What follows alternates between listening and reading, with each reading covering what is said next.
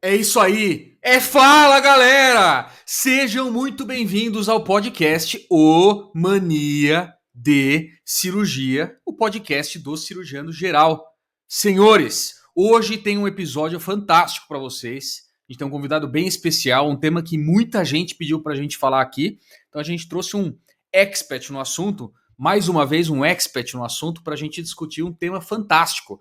Dr. Diego Adão, Dr. Adriano Flug, eu, Carlos Menegoso, estaremos nós três hoje, mais uma vez aqui nesse episódio. E aí, senhores, como é que vocês estão? Muito bem, hoje estamos com comemoração de champanhe, é isso? É aqui, ó. Aí, cara, explica esse Aqui, ó. espumante aí Prosecco? com bolhas. Como é que é o nome? Bolhas finas? Como é que tem o nome, não tem? Que ideia, cara. Só sei que é Quanto mais champanhe, fino, melhor. espumante. Isso aqui é bom. Conta isso aí o que aí. aconteceu, pô. Cara, ontem eu recebi a notícia do meu visto, né? E aí era uma etapa que tava incomodando, porque você tem que mandar um monte de comprovação de coisa que fez, de currículo, carta de recomendação, não sei o que lá. Aí eu mandei, o cara recebeu, né? O oficial lá recebeu a primeira vez, examinou e pediu mais evidências, né? Mais coisas. Aí é o tipo de evidência que o Diegão não consegue mostrar para mim. Então eu tive que correr atrás, eu mesmo, para poder achar isso. Essa não tá no PubMed, né? Essa não tá. E aí, cara, foi um transtorno. Fiquei um mês e pouco correndo atrás de coisa e na preocupação ferrada dos caras não aceitarem, né? Porque se não aceitasse ia atrapalhar muito a programação, né? Principalmente para Samantha e tal. E aí ontem a advogada me mandou um e-mail falando que tinha aceito, cara. Putz, nossa senhora, cheguei em casa e aí eu fiz uma surpresa para Samantha, né? Eu fiquei sabendo umas 4:30 da tarde. Eu não contei para ninguém, não falei para ninguém. Só falei lá no plantão, né? Eu tava de plantão. E aí, quando eu cheguei em casa, eu liguei para os meus pais e fingi que eu ia trocar uma ideia, uma coisa nada a ver, e a Samantha do lado. E aí eu comecei a falar, então, porque a Samantha vai ter que agora se virar, trabalhar lá, não sei o quê, né? Daí ela ficou olhando para mim e falou: Meu, você tem alguma coisa para me contar? Eu falei: Tenho, tá aqui, ó. Daí eu mostrei o papel do e-mail, foi legal, cara. Puta, alívio pros dois, porque os dois estavam preocupados com isso aí, né? Então hoje eu tô tomando um champanhe para comemorar, aproveitar, que hoje é dia de festa aqui em casa. Ontem e hoje, né?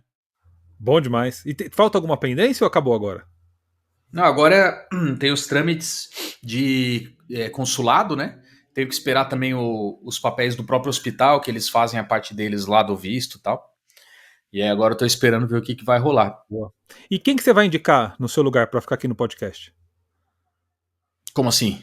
Mentira! Carlão não vai embora, vai Só se continuar vocês com me a gente. demitissem, né? lá do Zewa, vai continuar gravando com a gente. Eu vou fazer online. Quero ver o fuso, total. porque a gente não vai se adequar ao seu horário, você que se vire. É 1 hora só de diferença, tranquilo. Pra mais ou pra menos? Pra menos, né? lá. Pra menos, é. Eu senti uma extrasístole com a pergunta. Você viu ele como foi engraçado, né? Bateu no vazio o coração. Não foi uma extrasístole, não. Foi, cara, a sistolia mesmo. Eu fiquei aqui. Entendeu? Louco, os caras vão me demitir. Jamais, tipo, bochecha sem Claudinho, futebol sem bola é o Mania sem você, cara. Você tá louco. Não tem como. Como é que vai ficar a abertura do Mania, cara? Vocês vão ter que fazer um negócio totalmente diferente. Não dá. Você vai ter que mandar por mês uns 10 áudios pra ir usando. E vocês aí, como é que vocês estão? Tranquilos? Também. Novidades aí? Tranquilo. Lá, a gente fez a primeira hernia inguinal bilateral por vídeo no nosso PS lá. Olha que legal, cara. A gente nunca tinha feito. Tinha feito já unilateral. Bilateral nunca tinha feito. E aí. A gente conseguiu alguns tracks agora, né? Pra fixação, tudo. E deu pra colocar uma hérnia por vídeo inguinal. Foi um residente nosso lá que fez, o Iago. Fez todo o trâmite pra conseguir e tal. Foi divertido. Sabe quando. É legal ver quando o residente corre atrás pra entrar, sabe? O cara, Sim, e dá certo, né? Deu certo, foi bem bacana, foi a Paris que orientou. E hoje a gente teve uma reunião muito bacana, Guto, você vai ficar maluco. A professora Raquel e o professor Rafael. Quem são esses dois que eu não conheço?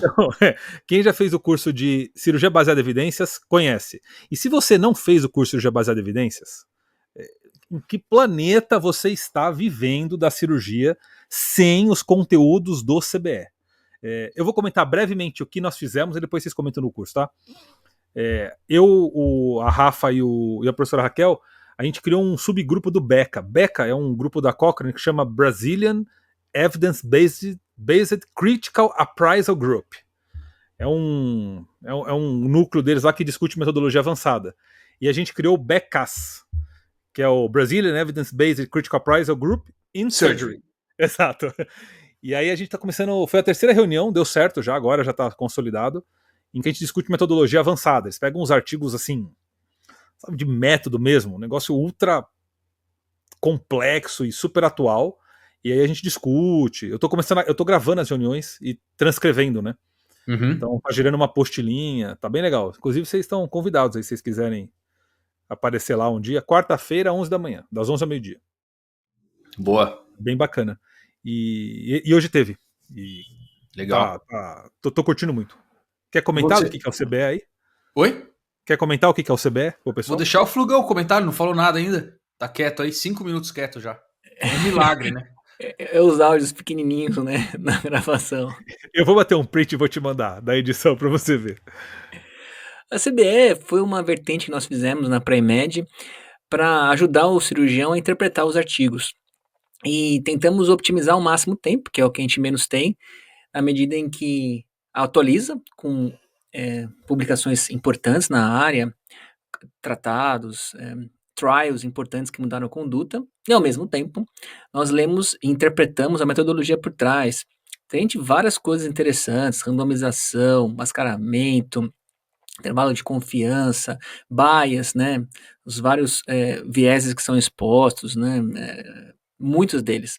É muito dinâmico, muito prático, conversa muito informal, de modo que aquela parte estatística e áspera da metodologia é quebrada num tom de conversa, assim como tivesse, de certo modo, no podcast, um pouco mais estruturado, obviamente. Cara, é muito interessante, mudou meu modo de ver a cirurgia e interpretar os artigos. Para quem é maníaco, pode não ter entendido essa última frase do Flug. Quando ele diz áspero, ele quis dizer espinhoso. Então, só para vocês ficarem atentos aí com a nomenclatura. Às vezes o Flug escorrega na própria nomenclatura. E aí tem na descrição do episódio, né, o link para o curso de cirurgia baseada em evidências. E você entrar no nosso Instagram, tem o link na bios, no nossa página da Premed. Eu vou falar um negócio do curso do CBE também. Fala aí. Porque tem muita gente que pergunta para mim isso aí. Puxa, mas o curso, esses 6 artigos que a gente discute, etc. E eles ficam pensando que o cerne do curso são os artigos. E aí eu explico para todo mundo e vou explicar para quem está ouvindo que talvez não saiba. O cerne do curso são as discussões que a gente faz ao redor dos artigos. Então, a gente tem lá 6 artigos Game Changers, que a gente chama. 6, agora estou na dúvida se foram 6. É isso mesmo, né?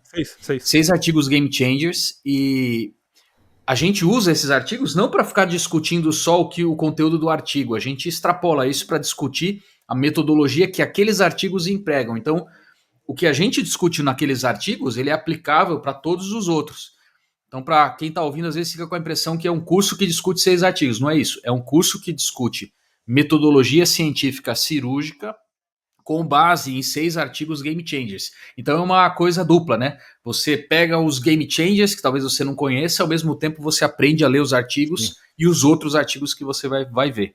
Então, se você está aí ouvindo, não perca essa chance e inscreva-se agora no nosso curso. Você vai gostar muito. Boa. E o legal é que para cada artigo tem 3 aulas, né?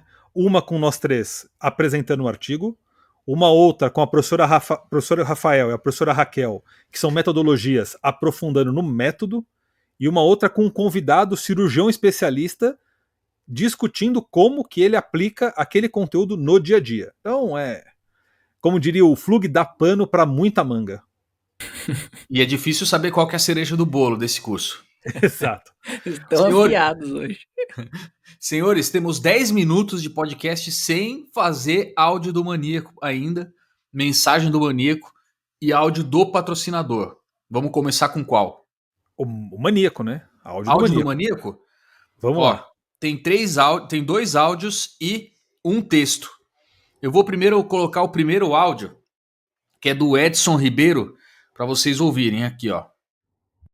Comportamental. Bom, parabéns aí, pessoal, pelo trabalho. Eu tenho mais de 30 anos de prática cirúrgica e gosto muito aí do podcast. Vocês estão de parabéns, um trabalho muito bacana. Os episódios aí da parte técnica são muito legais, mas eu fico assim com os episódios que tem aí da parte mais comportamental, da parte ética. Principalmente esses últimos episódios aí foram brilhantes, os vieses, né, a Ludmilla, e chave de ouro, assim, sensacional, esse da hierarquia da comunicação, o Dr. Daniel Forte, sensacional. Posso dizer que eu mudei totalmente a minha prática clínica, a minha abordagem, foi de muita, muita valia. Eu sou cirurgião oncologista aqui do Hospital do Câncer de Muriaé, e eu queria parabenizar realmente o trabalho de vocês, tá bom? Só dar esse feedback aí pra vocês manterem firme aí no caminho, que eu sei que não é fácil. E queria saber por que o Diegão, rapaz, tem tanta aversão à sonda nasogástrica e dreno. Só para adiantar, eu sou também adepto aos protocolos Fast Track, ERAS, Acerto, mas eu ainda acho que a sonda e o dreno têm o seu lugar. Eu acho que eu tô mais aí dos velhos aí junto com o Flug. Um abraço a todos. É muito bom, cara. Esse áudio é sensacional. Maravilhoso. Obrigado aí pelo áudio, sensacional. De onde que ele é mesmo? Putz, ele falou aqui, deixa eu ouvir de novo. Macaé? Enquanto você escuta aí, o Adriano e o Carlos, a gente interpreta personagens aqui, entendeu? Então a gente tem um roteiro que a gente estuda antes. Aí o Adriano. Certamente. Que foi? Certamente estudamos antes. A gente ensaia antes. E aí eu assumo o papel de quem odeia Adreno, o Adriano de quem ama Adreno, e o Carlos fica no meio termo. Mas é tudo ensaiado, tá? Eu adoro drenos e sondas, eu gosto. Olha, eu tô procurando aqui. Deixa eu ver, eu já encontro, porque ele não fala de onde que ele é. Pelo menos eu não por consegui. Isso então. Mas fica um abraço aí, depois a gente comenta qualquer coisa. Sim. Vou quando vocês, maníacos, mandarem um áudio, comenta de onde vocês são, porque aí a gente consegue mandar um abraço de azul de metileno para o seu hospital, para a sua cidade. Imagina ganhar um beijo de azul de metileno do Flug? Putz, demais. Deixa eu aproveitar e mandar um beijo para Dora, de Betim, do Hospital Célia de Castro. Um beijo e um abraço azul de metileno aí. Obrigado pelo carinho. Boa. Muito bom. Vamos pro próximo áudio, bora. Vamos lá. Só para o Edson, ele trabalha no Hospital do Câncer de Muriaé. Não sei onde que é isso, mas ele ouve a gente. Um abração aí pro Edson. O próximo áudio é do Eduardo Damásio Coelho. Esse áudio é bem legal também. Vou colocar aqui para vocês ouvirem. Bom dia, maníacos. Que é Eduardo Damásio Coelho. Aqui, ó. Bom dia, maníacos. Que é Eduardo Damásio Coelho, de Castro, no interior do Paraná. Estamos aqui no interior do Amazonas, no barco Hospital João 23, fazendo cirurgias como voluntário, operando bastante e sempre ouvindo vocês. Seria interessante aí estimular os nossos colegas a fazer voluntariado, vir operar, porque nós estamos num ambiente mais muito pobre e sem oportunidades. Então é uma coisa muito, muito legal, que faz bem para muita gente, que é o princípio da cirurgia, fazer bem o próximo, da medicina, do humanismo. Então, nesse domingo de Páscoa, desejo a todos tudo de melhor. E continuamos trabalhando aqui no interior do Amazonas, Novo Remanso. É isso aí, interior do Amazonas, um abração para você aí, Eduardo. Parabéns pelo trabalho aí, porque isso aí não é fácil não fazer. Tá falando de um barco, cara, um barco hospital. Não, achei maravilhoso o som acho que ele tá no meio deve estar no barco, no meio do rio lá, é maravilhoso. Muriaé fica em Minas Gerais. Boa! Então é isso aí, Muriaé. E, bom, o Flug já mandou o beijo lá pro pessoal de Betim e Célio de Castro, né? Tá resolvido. Então acho que agora é hora do nosso áudio do patrocinador, senhores. Fiquem aí com o áudio do patrocinador.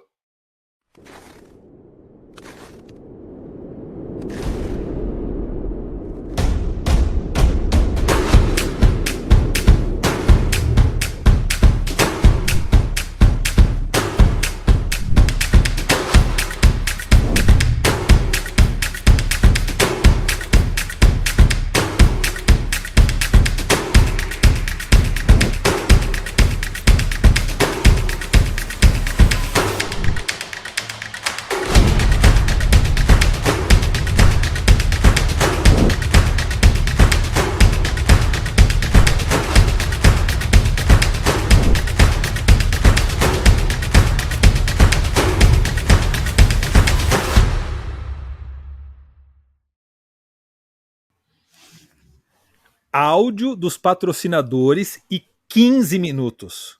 15 minutos de conversa furada. Que eu, o Carlos e o Adriano ficamos aqui hoje. Hoje foi recorde. Os senhores quebraram o recorde. E para não investir mais tempo nesse lenga-lenga de vocês, eu vou passar a palavra pro Flug, porque o nosso convidado já chegou. E ele merece toda a atenção agora. Flugão, quem que você trouxe aí?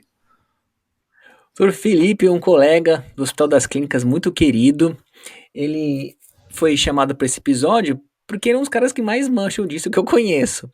Ele é membro da equipe da dor do Hospital das Clínicas, lá na Faculdade de Medicina da Universidade de São Paulo, fez doutorado nesse aspecto, então ele manja mais do que ninguém. Isso daí, ele trabalha em vários hospitais, né?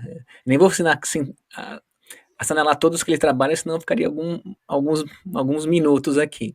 Mas, Filipão, seja muito bem-vindo, eu tenho muita satisfação de trazê-lo aqui com a gente. Obrigado, Flug, Diego, Carlos, valeu. Obrigado pelo convite. Bora para as perguntas? Bora. Vamos lá. Quem quer fazer a primeira pergunta aí? Você, Flugão, você que convidou. Você é o moderador. Muito bom. O que é, afinal de contas, como se define, sendo mais técnico, a ingunodínia, principalmente no seu aspecto pós-operatório? Pois é, a gente estava conversando antes, né? Tem as especialidades, às vezes elas chamam coisas diferentes, né? A mesma coisa com nomes diferentes. Então, se você vê lá em ingunodínia, tem lugar que está escrito que é só pós-op, não dá para ter ingunodínia antes, né? Se tem, o paciente deve ser maluco, né? E tem lugar que fala que não, que dá para ter ingunodínia antes e tal, e às vezes tem mecanismo físico envolvido. Mas enfim, a definição é uma dor ali na região inguinal, que acho que está todo mundo acostumado aqui nesse podcast, né? Qual que é o complicado? O complicado é quando essa dor se torna crônica, né? Você tem uma dor na região inguinal aguda ali, pô, às vezes é uma distensão, você foi na academia, fez algum movimento aí, sei lá em que posição, em que contexto e tal, teve uma distensão ali aguda, beleza, isso também é considerado ingunodínia, né? Não vai parar no consultório do cirurgião por causa disso, muito menos no consultório do médico de dor. Acho que o problema é quando o negócio se torna crônico, né? E a primeira coisa que o paciente pensa, naturalmente, é hérnia, né? Passa na cabeça de todo mundo, né? E eu acho que seria legal a gente focar na ingunodínia daquela que vem depois das cirurgias de hérnia. Porque também diagnosticar hérnia eu nem consigo falar nada aqui, né? Vocês que são especialistas nisso aí. Mas o problema que eu acho que é o problema não para o paciente, mas para o público, né? É o que fazer com o paciente no consultório. Pô, depois que você viu que a pessoa tem hérnia, operou, várias técnicas diferentes, nem vou entrar nisso. E o que fazer depois com esse cara, né? É isso, né, Flug? Isso, na verdade, quando você falou sobre isso, eu fiquei pensando, por vezes, tem muito cirurgião que opera aquela hérnia de ultrassom, entre aspas, que nós brincamos no jargão cirúrgico, que mal tem hérnia, se tiver, sei lá, né, e é uma ingunodínia, e aí o cirurgião tá ferrado, porque a dor não melhora, como piora, aí tem um problemão grande, porque ele operou um caso que não era uma hérnia, né. É, isso às vezes acontece. Às vezes tem ali um achado e tal, né, que às vezes é uma coisa pequenininha, e você vai ver a pessoa tem uma ingunodínia crônica, se for agudo o paciente nem aparece, né, mas uma ingunodínia crônica por outros motivos, às vezes o que a gente chama de nociplástico, que é o conceito novo em dor, que o cara não tem exatamente uma lesão, uma doença, mas ele tem uma sensibilização, um monte de mecanismo diferente, pode envolver um aspecto mais psíquico, geralmente envolve, e aí você casa com o paciente, né. Agora, às vezes você opera, pô, e não é uma hérnia de ultrassom, às vezes é uma hérnia de verdade, né, uma hérnia que deveria ser operada mesmo. E aí você coloca tela ou não sei como é que tá agora, mas tem fator de risco para ter dor no pós-operatório, né? Que é uma coisa super infrequente, normalmente isso não acontece, mas o problema é que hérnias são muito frequentes, né? Então se você pega, até no próprio HC, assim, a gente opera várias por mês, então é super infrequente, mas ingunodínia aparece, porque apesar de ser pouco frequente, tem muita cirurgia. Então provavelmente alguém já pegou no consultório, e esse é um cara que vai em vários consultórios, ele não vai em um só, né? Geralmente ele começa ali na pessoa que operou ele, às vezes muda e tal, né? E os cirurgiões têm vontade de ir para outro consultório que não fique no dele, né? Não, mas é legal, tem umas coisas que dá para fazer, ó, que assim, com algumas intervenções, pelo menos uma parte dá para tratar, bem tranquilo. E Felipe, fala, Diegão. Academicamente falando, existem critérios diagnósticos de ingunodínia pós-hernioplastia? Por exemplo, critério maior ou menor, ou uma definição... Isso existe, não? É um negócio meio amplo, assim, meio genérico. Muito em dor é meio genérico, assim, sabe? São definições genéricas. Muitas coisas em dor. que eu até gostaria que fosse mais direto assim, mas não é. É dor na região inguinal pós-operatória, né? De preferência crônica, né? Porque dor pós-operatória, bom, pode ser no dia seguinte da cirurgia, né? Mas dor crônica pós-operatória, que eu acho que esse que é o E para problema. vocês da dor, o crônico é um conceito temporal ou é um conceito fisiopatogênico? Legal. É os dois, na verdade. Até um tempo atrás, era meio que os dois. Hoje, os caras fixaram com um conceito temporal. Dói mais de 3 meses, é 3 crônica, meses. acabou. Tá. Mas o que é interessante é o cara ter sinais de sensibilização. Então, um cara que tem dor crônica, ele tem sensibilização central. Uma mudança ali do fenótipo dos neurônios e tal, que vai gerar uma série de sintomas, entre eles dois que são muito importantes, que é a hiperalgesia e a alodínia. A hiperalgesia é você ter um estímulo que normalmente é dolorido, mas naquele paciente dói muito mais. E a alodínia é ter um sintoma que normalmente é um estímulo que não é dolorido, mas que naquele paciente causa dor. Por exemplo, o tato. Tá. Né? Você passa a mão, o cara pula. E muita gente associa essas duas coisas à dor neuropática. Ponto final. E não necessariamente isso. Esses dois sintomas são sintomas de sensibilização, que falam mais de dor crônica. E aí, complementando a resposta à sua pergunta, pra gente, às vezes é mais importante, pra gente eu digo da dor, né? É mais importante a gente saber o que provavelmente tá causando aquela dor no cara, do que critérios, né? Maior, menor. Então, quando a gente pega um paciente com ignodínia, o que a gente tenta buscar no paciente? Isso, assim, tranquilo, dá pra fazer no consultório de clínica geral, de cirurgia de parede, numa boa. Tentar identificar se a dor do cara é aguda ou crônica. Isso é simples, né? Tem um critério temporal, tem um negócio que eu falei de hiperalgesia, alodínia, se o cara tem, ele é mais pro polo crônico. Por que isso é importante? O cara crônico vai dar mais trabalho para tratar. Sim. Se você bota algum remédio, ele fica bem da dor, coloquei alguma medicação, a gente vai falar de remédio provavelmente, e ele ficou bem da dor. Quanto tempo que eu dou esse remédio pro cara? Se ele é crônico, 3 a 6 meses. Ah, ficou bem da dor? Que bom, vai tomar isso aí por 6 meses. Porque aí com 3 ele quer desistir, né? Então sempre eu já falo que é 6 meses já, aí com 3 ele quer. Isso é um problema às vezes na clínica, porque às vezes o cirurgião ele põe o remédio certo, mas o paciente é crônico. Aí ele tomou uma caixinha só da pregabalina, sei lá, a gente vai falar de remédio, e aí tomou uma caixinha só, ficou bem, e ele suspendeu. E às vezes volta pior, mó chato, né? Então, às vezes, o paciente crônico parece uma coisa besta, né? A gente fala, dor aguda, dor crônica, comecinho da faculdade de medicina. Mas tem um impacto na clínica, né? A dor crônica você tem que tratar por 3 a 6 meses. Isso é por causa daquele receptor É por causa daquele NMDA? Na minha época era isso, não sei se ainda. É o principal mecanismo, É isso mesmo? aí. E aí, então, você vê, só de você classificar o cara de agudo e crônico já muda, né? Agora, uma outra coisa importante é tentar classificar em neuropático ou nociceptivo, que também dá para classificar numa boa, né? A dor neuropática é aquela de lesão de nervo, a dor nociceptiva, outras lesões, não neurais. E clinicamente, como é que é? Mas como é que Isso é legal. Então, por exemplo, tem duas síndromes muito comuns associadas no pós-cirurgia de hérnia, né? Provavelmente vocês já viram paciente assim. O cara que tem dor na cicatriz, às vezes foi aberta, ou nos portais do vídeo, né? O cara tem dor nos portais, ou próximo dos portais, né? Dói uma areazinha próxima ali, ou da cicatriz. Ou o cara tem uma dor que corre num trajeto que extrapola a área cirúrgica, que provavelmente é um trajeto de um dos nervos de parede lá, genitofemoral, linguinal, lipogástrico e tal. E se você diferenciando esses dois, já é mais de meio caminho andado. Então, por exemplo, se eu tenho um paciente que é crônico e tem uma dor mais nos portais ou na incisão, ele é um paciente crônico nociceptivo. Então você vai tratar de um jeito. Se ele é um paciente crônico que tem uma dor que desenha um trajeto de um desses nervos que eu falei, ou se for por vídeo também pode ser o cutâneo lateral da coxa, são esses 4, né, os principais acometidos aí. Se ele desenha bem o trajeto do nervo, ele é um crônico neuropático. E aí o tratamento é diferente. Parece que do nervo é pior. Não sei porquê, mas parece que é mais pior. Imagino que dá para ter os dois juntos. Tá, com certeza. Você pode piorar, né? Porque, por exemplo, a dor, e aí falando mais de exame físico, o cara que tem a cicatriz mais dolorosa, não é mais ferida, é cicatriz. Se aperta ali, ele tem alodínia, porque ele é crônico, mas ele não desenha um trajeto do nervo, dói ali na cicatriz mesmo do cara, tem muita dor, né? A pessoa que tem dor neuropática, corre ali no trajeto do gênito femoral, que é o mais comum, no ramo genital, né? Se você palpa o testículo do paciente lá, o grande lábio da mulher e tal, ele fala, não, a minha dor é aí, mas você apertando não piora a minha dor, né? Que é a característica do paciente neuropático. Legal. Né? Então ele tem uma dor que extrapola, desenha mais ou menos o trajeto de um nervo, e não piora a dor e a palpação. Então, se você começar o seu diagnóstico, a abordagem desse paciente, pensando nisso que eu falei, é mais de meio caminho andado. Dá para você tratar assim, mais de 50% dos pacientes tranquilamente, sem precisar de um especialista, por exemplo. Mas por que é mais grave? Tem uma, uma fisiologia diferente? O que tá Tem, é por porque trás? cortou o nervo, né, cara? Às vezes você corta, tem pequenas lesões, ou às vezes lesão total mesmo do nervo. E aí a chance disso recuperar, reinervar, existe uma chance teórica, né? Mas meio que não acontece muito, não. Agora, se é uma dor mais por cicatriz dolorosa, normalmente acontece o quê?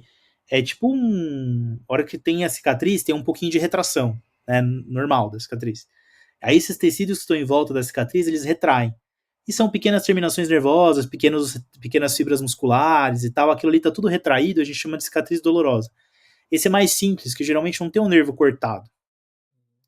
Mas às vezes tem uns negócios diferentes. Apareceu mês passado no consultório, logo depois você me chamou pra vir pra cá. Falei, caramba, as coisas parece que vem em dupla, né? Apareceu mês passado no consultório um paciente pós ingnotomia, eu nem lembro assim, detalhes do caso. Mas ele veio com sintoma no gênito femoral, certinho. Desenhava o ramo genital do gênito femoral, que é super comum, certinho. Mas ele não tinha sintoma toda hora. Que é engraçado, porque se cortou um nervo, ele tem que ter sintoma toda hora, né? Ele não tinha sintoma toda hora. Ele tinha sintoma quando ele andava muito, ou quando ele fazia, sei lá, academia por muito tempo, atividade sexual, essas coisas. Não teve uma lesão dele exatamente, assim, mas ele tinha as cicatrizes internas dele provavelmente passavam muito próximo ali do gênito femoral. E aí, por exemplo, quando ele inflamava um pouquinho que ele inflamasse aquela área, ele já tinha sintoma de gênito femoral, que era engraçado. Aí você vê, pela fisiopatologia, eu tratei com anti-inflamatório mesmo. Toma uns anti-inflamatórios por um tempo e tal. Às vezes até uns anti-inflamatórios mais nutracêuticos, que dá pro cara usar por alguns meses e tal, tipo cúrcuma, essas coisas. Putz, ele ficou ótimo. Então não tratei como dor neuropática, né? Se você pega a fisiopatologia do que você acha que aconteceu, o negócio vai bem. E o cirurgião, acho que até melhor do que eu, sabe, tem noção de mais ou menos o que aconteceu. Ainda mais se a pessoa operou, né? Ela mesma que operou o paciente. Sim. E Felipe, um parênteses. Você comentou sobre a dor na ferida operatória, na cicatriz nociceptiva. Mais nociceptiva, né? É verdade que infiltrar antes do corte faz prevenção disso ou é lenda? Não tem evidência? Legal. Previne dor pós-operatória. A dor pós-operatória aguda é o principal fator de risco de cronificação da dor. Agora, se infiltrar a ferida vai diminuir a dor crônica por si só, te acha que não. Te acha que o que diminui a dor crônica é o paciente não ter dor aguda. Eu consegui que ele não tinha dor aguda com 100 mg de morfina. Beleza. Provavelmente vai ser muito parecido o resultado final. Agora, tem efeitos colaterais, tá? Então, por exemplo, infiltrar a ferida é legal, porque você consegue um bom controle de dor com poucos efeitos colaterais agudo. Mas não tem evidência que isso tem uma diminuição do negócio crônico, assim, mais do que outras estratégias. E o momento de infiltrar? Eu já vi anestesista pedindo para infiltrar antes do corte, porque eu estaria impedindo o estímulo. E eu já vi gente falando, não tem problema nenhum, infiltra só depois que cortar. Você defende alguma dessas posições? Acho que tanto faz. Tem um negócio assim, se o paciente está bem anestesiado, provavelmente o estímulo está chegando muito pouco ali no cérebro dele, ou na medula, então ele está sensibilizando menos. Aí faria menos sentido, assim, antes ou depois, tal. Qual que é o principal problema do negócio de antes do corte, depois do corte, que anestesista e cirurgião ficam discutindo muito isso daí, né? É a inflamação local. A inflamação no local, que aí não é sensibilização central, nem nada, é a inflamação local. Ela não depende de neurônio. Então o cara pode estar hackeado total, né? Pode até estar conversando com você, está operando lá, ele está inflamando, porque a inflamação depende só da lesão tecidual. Então, por exemplo, o anti-inflamatório, a anestesista faz no começo da cirurgia. Se você for fazer uma infiltração, por exemplo, com lidocaína, que tem um efeito anti-inflamatório, seria interessante fazer no começo da cirurgia.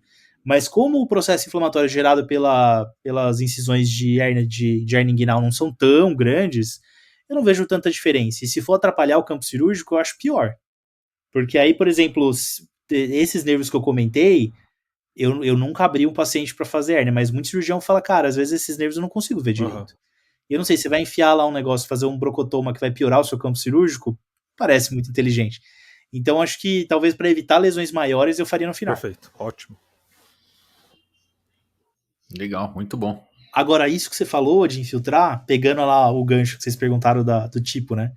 Se for mais dor neuropática, a gente trata de dor neuropática mesmo, né? Então coloca lá gabapentinoide, que é gabapentina, pregabalina, antidepressivo. Você coloca uma dose padrão inicial, vai subindo devagarzinho.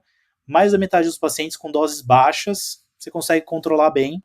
Espera uns 6 meses e tenta tirar. Se foi lesão neural mesmo, às vezes você não consegue tirar, mas a pessoa fica bem ali com uma dose baixa, você espera mais 1 ano, tenta tirar e tal. São pacientes que vão bem, sim, exigem cuidado, mas vão bem. Agora, se for uma dor mais nociceptiva, você precisa dar relaxante muscular, anti-inflamatório, e às vezes infiltrar a cicatriz. Não sei se você já ouviu falar de infiltração de cicatriz dolorosa. Mas eu sempre achei estranho, porque eu falei, vai durar uns minutos que você, umas horas talvez, mas depois logo em seguida vai voltar. Então não volta. Quer dizer, pode voltar, né? Mas qual que é a ideia? Se a fisiopatologia do negócio é a retração tecidual que é gerada pela cicatriz, se você faz uma hidrodissecção, na verdade não é uma infiltração só por causa do anestésico, é uma infiltração com hidrodissecção. Tanto é que quando eu faço essas hidrodissecções, eu gosto de misturar corticoide de depósito, que é triancinolona ou metilprednisolona, com lidocaína. Então você pega lá uma ampola de triancil, uma ampola de lidocaína, mistura e vai infiltrando ali em volta da ferida, bem nos pontos que estão doendo. Você pode até ver onde está mais duro e tenta desfazer esses tecidos duros. Quem gosta de ultrassom, você passa o ultrassom em cima, você vê onde está bem branco, se você botar uma agulha ali e hidrodissecar aquilo ali, a chance de você hidrodissecar uma fibrose, que o cara já falou que tem dor lá, né, é muito grande, melhora bem a dor. Caramba, você pode repetir, né, você vai fazendo retox. A gente vai no ambulatório, o cara tem uma dor aqui, né, a gente vai infiltrando e tal, não sei o que, ele volta e fala, ó, a minha dor melhorou, mas agora eu tenho uma ilhazinha de dor aqui e uma aqui. Você faz um retoque, vai lá e infiltra de novo. Corticoide com lidocaína, é isso? É. E, sei lá, uma vez por semana, depende da dor, tem algum tipo de padrão? Não, porque, por exemplo, isso que você falou da duração do anestésico é verdade. Se você faz uma infiltração zona no lugar, a dor vai passar, vai sumir a dor. Mas aí no dia seguinte, ou dali 2, 3 dias, volta a dor nos lugares que você não hidrodissecou. Sabe? Só passou o anestésico ali em volta, sumiu a dor. Aí volta a dor 2, 3 dias numa parte. Qual parte? A parte que você não hidrodissecou, que só passou o anestésico em volta. Aí você vai lá e tenta desfazer de novo aquela fibrose. Então, se for uma dor longana, fantástico. Agora eu bem entendi como é que fazer. funciona isso daí, cara. Não, muito bom. Viu, Flugão? É só aprender a fazer ultrassom, cara. Não, você tá dissecando o barato, Carlos? né? Eu gosto de ultrassom. Legal. O Flug não gosta, o Flug é contra. Mas aí você então... falou sobre a outra dor neuropática, a sua primeira droga de escolha, eu não peguei. É pregabalina ou gabapentina. E aí você pode misturar com um antidepressivo, né? Pode ser... O antidepressivo também pode ser a primeira escolha, né? Você pode escolher. Mas você faz aquelas coisas anestesistas de somar um pouquinho de cada um ou uma droga primeiro e depois passa pra segunda e assim por diante? Se a dor for mais moderada, assim, dá pra tentar com um remédio só. Porque tomar 2, 3 remédios por dia também é chato, né? O paciente acaba não aderindo muito e tal. Boa pergunta. Falou dor moderada. Cara, qual que é o parâmetro que você usa? Porque esses pacientes parece que tem dor 11 de 0 a 10, né? É muito subjetivo, né, cara? A gente fez uma pesquisa no HC agora, tá pra ser publicado aí, que tem umas equivalências, né? Sei lá, de 0 a 3 ou 4 é leve. De 5 a 7 é moderada. Cara, isso é muito cultural. Te mostrou que no HC é tudo o contrário. Assim, os pacientes de 0 a 6, pra eles é leve. Um negócio maluco, assim. Então, o que a gente tem evidência na literatura? Se ele tem dor leve, ele não tá sensibilizando, provavelmente. Se ele tem dor moderada ou forte, ele provavelmente vai sensibilizar ou vai piorar a sensibilização. Então você precisa tratar. A dor leve é opcional. A dor moderada ou forte você deve recomendar tratar. E é totalmente subjetivo. Maluco, né? E é legal que seja subjetivo, porque, por exemplo, se o cara fala, vamos supor que seja um cara mais forte lá, entre aspas, né? Eu tô com dor leve. E ele não tá se enganando. Ele é um cara forte mesmo. Ele tem lá opioides endógenos, canabinoides endógenos, que ele tá liberando mais do que o cara que é mais fraco pra dor. Fala, não, minha dor tá muito forte. Ele não consegue liberar tanto esses negócios endógenos. Então, é legal que seja subjetivo, porque aí o cara que fala que tá com dor mais fraca, ele já tá usando meio que uma farmacologia interna dele, entendeu? Ele já tá dessensibilizando por causa disso. Ô Felipão, e pros cirurgiões mortais que não estão muito acostumados com as prescrições desses medicamentos crônicos, é tipo, entre aspas, tranquilo a pregabalina ou a gabapentina no sentido de risco de medicamento ou efeito Hugo, colateral, talvez, que tem que ficar de olho? Posso fazer uma pergunta antes de a gente entrar nesses medicamentos? Felipe, só para organizar para quem tá em casa, eu vou fazer 2 cenários para depois a gente entrar no terceiro. Vamos fazer um cenário 1, que é o POI. Eu operei hoje e o paciente vai de alta. E o cenário 1 semana no retorno no ambulatório. Vamos supor que esses 2 pacientes estão com dor no dia seguinte na enfermaria e quando ele retornou no ambulatório com 1 semana. O que você prescreveria para esses 2 pacientes com POI e 1 semana de dor? Como é que você ajudaria a gente a raciocinar? Aí depois a gente pula para 3 meses, que vai ser, acho que, esse cenário que o Flug perguntou, né?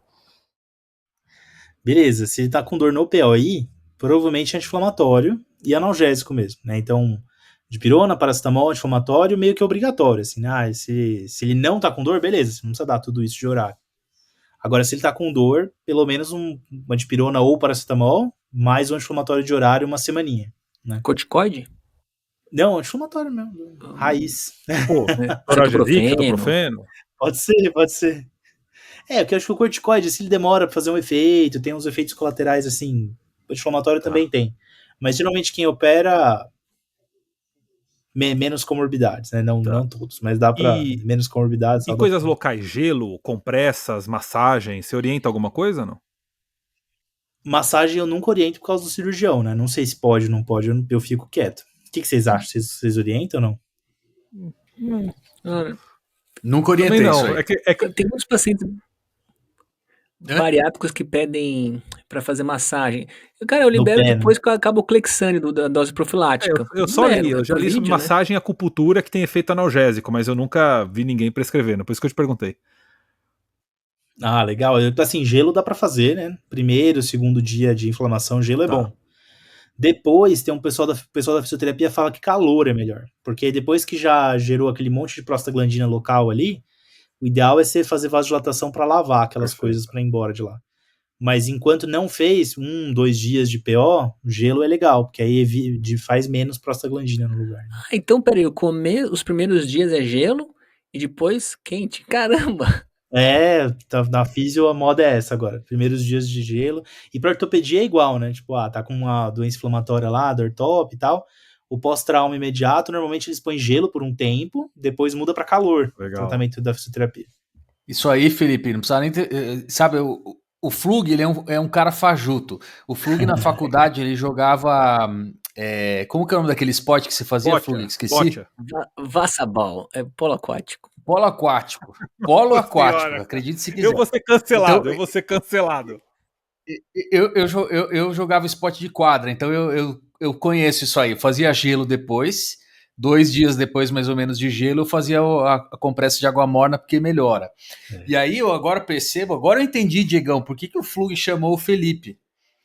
Porque o Flug tá cheio de dúvida que ele quer fazer nos pacientes dele e aproveita o bate-papo para ficar tirando as dúvidas dele. Pode entendeu? Cobrar, viu, Felipe? Cara, olha, pode mandar a conta depois. É sensacional, cara. Exato, manda uma conta de consulta pro Flug. Então, acabei a cirurgia, analgésico simples, dipirona, paracetamol, anti-inflamatório, gelo nos primeiros dias, calor nos próximos. Chegou no ambulatório, Felipe, 1 semana depois, continua com dor. Mantém? Então, aí acho que a gente precisa conversar. 1 semana de dor no PO dessas cirurgias não é normal, certo? Não moderada, chega... pra ter leve. Uma dorzinha leve, uma coisa tranquila. 3. Então já tem alguma coisa errada, né?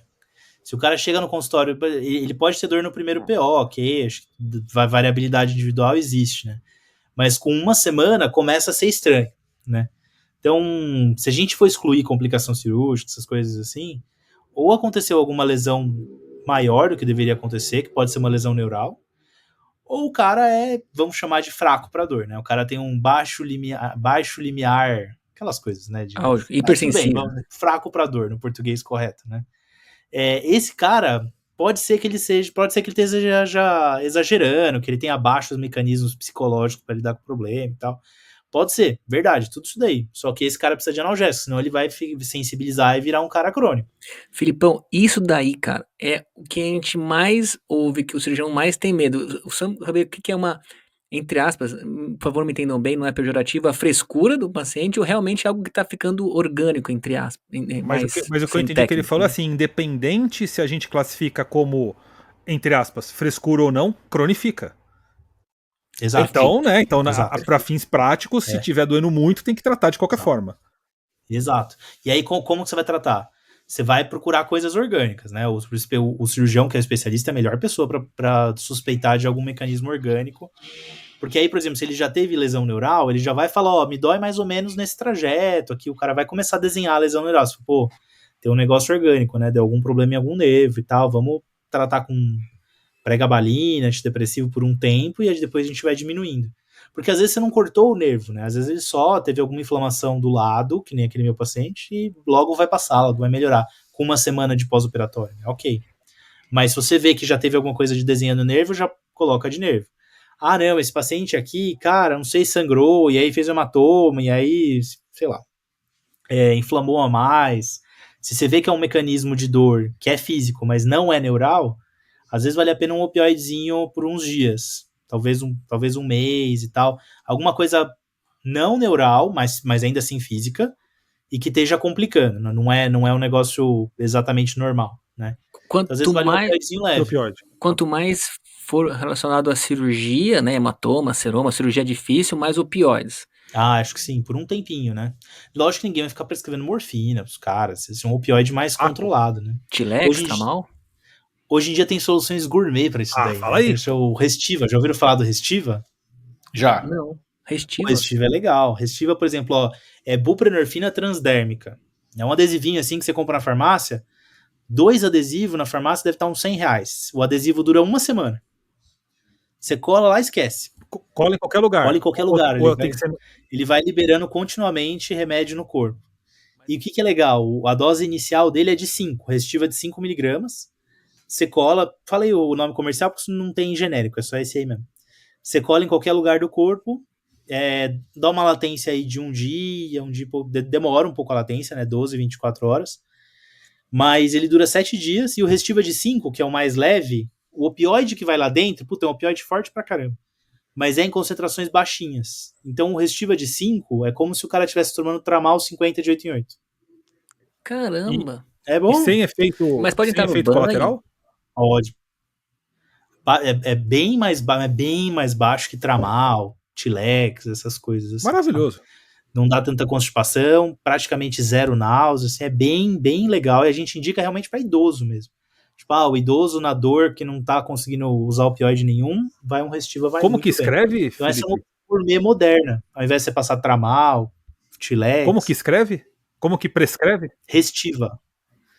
É buprenorfina. É Restiva. E-R-E-S Tiva. Tá. Muito interessante. Caramba, e se deixar uma semana e ver como é que fica. Deixa uma semana ou duas, a caixinha vem 2, né? Você já deixa uma semana, já deixa 2 semanas. Se foi algum seroma, algum hematoma, alguma coisa que ficou a mais, assim, essas 2 semanas, geralmente, me corrija se eu estiver errado, é o suficiente para diminuir esse estímulo de dor aí. Aí se acabou 2 semanas e a pessoa ainda tá com dor, vale reavaliar, né? De novo, será que é alguma coisa física ou será que é alguma coisa mais não física, né? O medo é ser uma recidiva herniária, porque todo mundo fica com aflição, é isso. E aí, Felipe, eu gosto de dar um lado do cirurgião. É difícil, porque por vezes você pede um ultrassom, o ultrassonografista fica com dúvida, acha que pode ter um abaulamento, um anel alargado.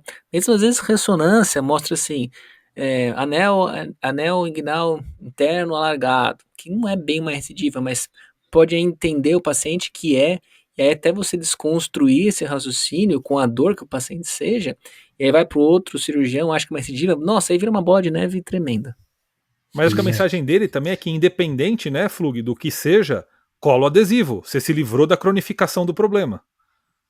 Você diminuiu a chance. E se for uma dor mais física, não neural. Perfeito. Se for neural, o adesivo não vai ajudar muito, assim, é mais pregabalina, antidepressivo. Não, mas você tinha comentado, né? Eu achei que a dor era física, então a gente foi pro grupo adesivo. O grupo físico. Agora, se naquela consulta eu vi que é trajeto de nervo, e aí? Putz, aí vai ter que começar a pregabalina ou algum antidepressivo. E aí vai naquela Por 6 pergunta do meses. Flug, né? Começa como, né? Com 1, com 2, como é que é? Tá. Normalmente a gente começa a pregabalina 50 ou 75 à noite. E aí você vai aumentando, pode ser de 12 em 12. Vai aumentando devagarzinho, né? Vai aumentando de 50 em 50 ou de 75 em 75 uma vez por semana. Então, por exemplo, começa hoje 50 à noite. Aí daqui uma semana você passa para 50 de 12 em 12. Aí dali uma semana você vai aumentando devagarzinho. Quanto que você precisa chegar, né? No mínimo 150 de pregabalina por dia para você falar que está tentando realmente tratar a dor neuropática. Porque às vezes tem trajeto de nervo a dor e o cara fala, eu já tomei pregabalina, não adiantou. Quanto que você tomou? Não, eu tomei 50 à noite. Isso não adianta mesmo, né? Para a dor neuropática não adianta mesmo. Precisa tomar uma dosezinha um pouquinho maior. E ele é perigosa, essa droga? Tem algum risco específico? Às vezes dá sonolência, um pouco de constipação, mas mais sonolência, tontura, os pacientes se queixam. Por isso que a gente começa com dosezinha baixa. Então começa 50 à noite, aí vai aumentando para 50 de manhã, 50 à noite, aí aumenta 50 de manhã, 100 à noite, que aí já é uma dose legal. Aí se não deu certo, já vale a pena procurar um médico de dor e tal. Provavelmente Felipe, vai tem algum perfil de paciente que você que dita um esquema específico ou outro? Fico pensando porque assim, esses pacientes com dor crônica, muitos deles têm um perfil com associação com doença psiquiátrica junto, né? Nunca dá para saber se ele já tinha isso antes da dor ou se a dor que causou, porque ter dor crônica é um negócio muito chato, né? E as pessoas sofrem muito com isso, até porque infelizmente, ele começa a passar no médico e o médico fala, não, vai passar. Não, fica tranquilo, vai passar. Mais 2 semanas, não sei o quê. Chega uma hora que já passou 5 meses e não resolveu o problema. E às vezes ele está sendo tratado de forma incorreta, né? E eu acho que isso pode causar, né, na minha cabeça, algum grau de... O cara fica meio louco, né? Porque incomoda demais, não resolve, etc. Esse perfil de paciente, você acha que vale a pena entrar com, por exemplo, antidepressivo mais rápido? Como é que você costuma fazer isso no consultório? Se você vê que a pessoa não tem um negócio mais puxado para o físico, é uma coisa mais puxada para outro esquema. Ou até tem o físico, mas, tá dando uma exagerada. A gente chama de catastrofização. Vale a pena começar antidepressivo logo. E aí doses baixinhas, né? A mitriptilina, um comprimidinho à noite, duloxetina, um comprimido de dia, doses baixas. Resolveu? Beleza. Não resolveu, acho que procurar ajuda especializada é melhor. Tá. Mas já vale a pena começar assim. Já diminui a chance de cronificação, que o Diego gostou. Adorei, isso é maravilhoso. E você deu outra dica de ouro. A pregabalina é 150 dias, as pessoas tratam com 50 só. A grande maioria que eu vejo é 50, porque tem medo do aumento da dose, que o Flug falou. Tem efeito adverso? Sonolência, você comentou. Eu acho que o cirurgião ele tem receio, né, de introduzir desde os antipsicóticos até os anticonvulsivantes, qualquer um deles lá, em doses crescentes, né? E nesses neuromoduladores que você comentou, agora eu fico mais confiante em começar 50, espera uma semana, 50 de 12 em 12, espera uma semana, 100 em 50. Tô subindo, né? E aí você ia comentar de associar mais uma medicação em alguns cenários? Às vezes, por exemplo, você está tratando uma dor neuropática, você vê que você botou a pregabalina, o paciente teve uma resposta moderada, dá para você associar um antidepressivo também, mesmo que ele não tenha questões psiquiátricas, o antidepressivo ajuda na dor neuropática. Nesse caso também uma amitriptilina.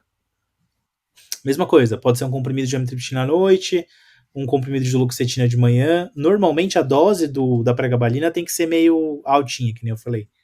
Mas a dose do antidepressivo não precisa ser alta, pode ser uma dose baixa, pode ser um comprimido por dia. E aí você espera a resposta... Filipão, Desculpa, fala, Diego. 1-2 semanas menos que para depressão. Falando em doença psiquiátrica aqui, né? Como é que você explica o Diego querer pedir para você soletrar Restiva, mas ele não pedir para você soletrar duloxetina, nem pregabalina, nada disso, né? Ele tava achando que aqui era o soletrando. Precisa avisar ele que aqui é o Mania de Cirurgia, o podcast. Não é o soletrando que ele fica fazendo, né? É que eu me preocupo com o nosso público que tá lá no barco. No barco, ouvindo direito. Não ouviu. Eu não entendi. Eu falei, será que é recitiva? Será que é restiva? E aí eu já tava no Google aqui, então eu tô facilitando a vida do maníaco, que nem eu, que é meio surdo. Que barco é esse Não, que é você que a tá gente falando? recebeu um áudio de um maníaco que ele tava num barco em Manaus e tava um som de fundo alto, Ah, sabe? Eu acho que ele tava caramba. no meio do rio, né? E aí tava um barulho bem alto. Então eu falei, não daria pra ouvir o Restiva, né? Por isso. É verdade. Filipão, e não sei se eu vou abreviar muito, mas eu tô curioso.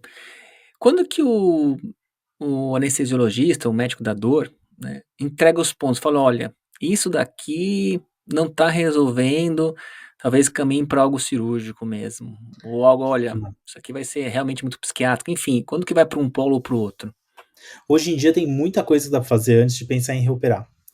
Até porque reoperar é o É problema, bucha. né? A taxa de sucesso é muito baixa, né? Se for por causa da dor, né? Ninguém quer operar. Ninguém quer reoperar, né?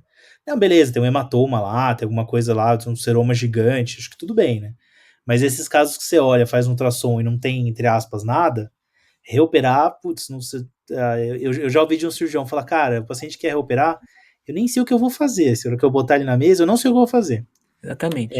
Tem coisa que é óbvia, né? Tipo, tem lá um seroma, um hematoma, beleza, mas às vezes você não vê o que não fazer, então você não sabe o que fazer, então tem bastante coisa que dá para fazer antes.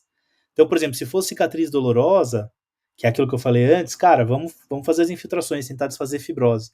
Você passa o ultrassom em cima da fibrose, ela tá sempre bem branquinha, parece um chumaço de algodão branco, assim. Nem toda fibrose dói, mas se o paciente fala que ali ele tem dor, a minha dor é aqui, você põe o ultrassom em cima e tem um negócio branco ali, provavelmente é aquilo ali que tá doendo, né?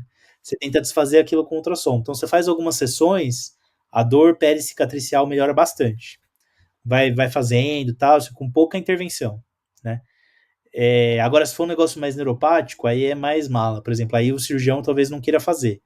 Mas dá para você fazer bloqueio seletivo de nervo. Então você vê qual nervo que está doendo, né? Diagnostica pelo trajeto da dor e tal. Geralmente é o ramo genital do gênito femoral. Ou ilinguinal. Às vezes inguinal dói também, ilinguinal, hipogástrico, mas geralmente é o ramo genital do gênito femoral. Você vai lá e faz um bloqueio seletivo desse nervo. Faz um bloqueio, sei lá, com lidocaína, ropifacaína, como um teste. Aí é diferente do esquema anterior. É um bloqueio de nervo como um teste. Se o paciente melhorou da dor e depois a dor volta, que nem o Flug falou, né? Só um bloqueio teste, a dor vai voltar. Aí volta mesmo, porque não é fibrose nem nada, é o nervo que está doente, né? Aí dá para fazer radiofrequência. Você pode literalmente destruir esse nervo, né? Que a gente não costuma fazer para esses nervos grandes. Ou você fazer radiofrequência pulsada, que é um negócio muito louco que um holandês maluco inventou na década de 90, que o cara ele bota uma agulha de radiofrequência lá na cara do nervo, e ao invés de queimar o nervo, um nervo sensitivo grande e tal, a gente não quer queimar, ao invés de queimar, ele faz pulso eletromagnético na cara do nervo. Então é como se você desse um reset elétrico no nervo. O cara toma uns Os caras choques lá. desfibrilam o nervo. Eletroconvulsoterapia local. Local, exatamente. Cara, funciona muito bom. E aí tem uma durabilidade boa, assim, 6 meses, 2 anos. Se voltar a dor depois, dá pra repetir. Isso é Mas isso é maravilhoso. um aparelho gigante? É um aparelhinho? É uma Tipo, PME que você pede, né? Você vai fazer um procedimento lá no hospital. O bloqueio teste é simples, né? Você vai lá e faz infiltração. Agora, se for fazer radiofrequência, você pede o PME.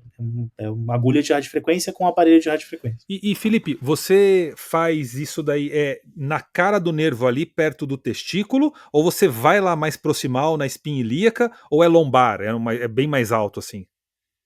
Você precisa fazer, geralmente, proximal à lesão. Então, por exemplo, para o ramo genital do gênito femoral, que é o mais comum, a gente põe o ultrassom em cima da artéria femoral, como se fosse fazer uma passagem de cateter central ali, né? Mas na artéria. Dá uma viradinha para a artéria ficar um cano lá no ultrassom e vai subindo. Quando ela começa a descer para entrar na pele para virar a ilíaca, a gente vê ali o funículo espermático que fica ali, né? E o nervo fica lá dentro. Então dá para você ver ali, tipo, dá uma puncionadazinha de leve, não acontece nada, e injeta o seu anestésico ali dentro mesmo.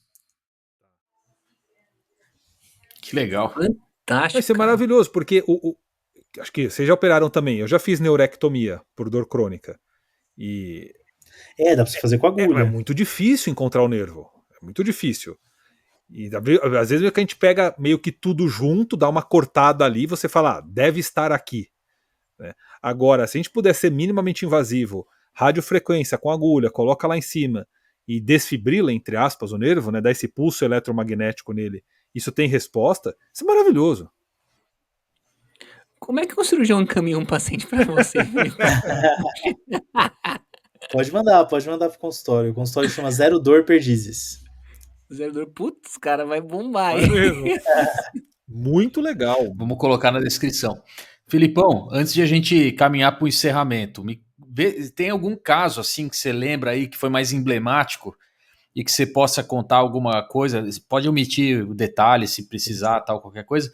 Só para a gente entender um pouquinho como que é a dinâmica da vida real aí do negócio, né? E um caso mais desafiador, alguma coisa que você tenha vivenciado. Às vezes você pega um cara que tá, sei lá, anos com problema, né? Aí o cirurgião, que nem o Flugo falou, às vezes não deu bola, fala, vai passar, e o negócio não passa, ele só sensibiliza. E aí chega no seu consultório, vai, eu comecei a ter dor depois de uma cirurgia de hérnia. Você fala, beleza. Mostra onde é que é a sua dor. O cara ele não consegue desenhar a dor. Ele fala, me dói, puto, o cara faz um... Parece que dói tudo ali, né? Dói desde do trocânter até do outro lado, se bobear, o cara tem dor também. E aí você fala, meu, esse cara é maluco, né?